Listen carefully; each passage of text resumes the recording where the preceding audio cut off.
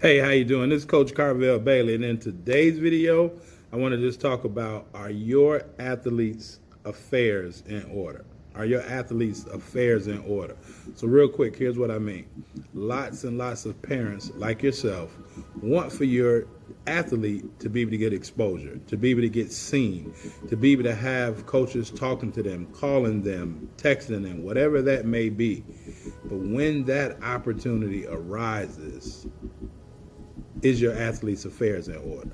And so I'm going to give you 3 quick things to make sure that your athlete is paying attention to and you're paying attention to as a parent to make sure that their affairs are in order. So the first thing is, how are their transcripts looking? That's the main thing. Student, athlete, how are their transcripts looking? Are they passing their courses? But more so, are they in the right courses that are going to be necessary for eligibility on that next level? Okay, so if your athlete has not yet taken what's required, or if they don't know what's required, they should go to their high school counselor as of watching this video. They should go to their high school counselor and find out and make sure that what they're taking is in line with being able to be eligible by the NCAA standards. The second thing is, what type of video presence do they have? What type of film, what type of proof, social proof do they have that speaks to the athlete they are? The transcripts speaks to the student. Now the film speaks to the athlete. Does that make sense? Right? So you want to make sure that they have a good file in place, both academically as well as an athlete.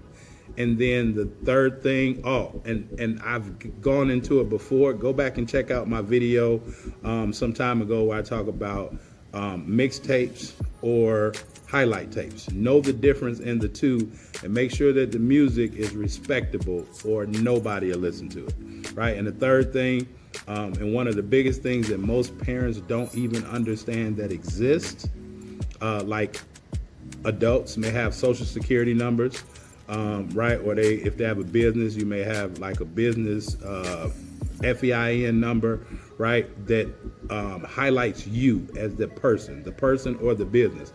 Well, athletes have the same thing. That's called their NCAA ID number. Does your athlete have an NCAA ID number? And if they don't, then they should get one. All right, so 3 quick things. One, right, with having their affairs in order, is their school affairs in order. Their transcripts, their classes, taking the right things, getting the right grades out of those classes. 2, their video presence, right?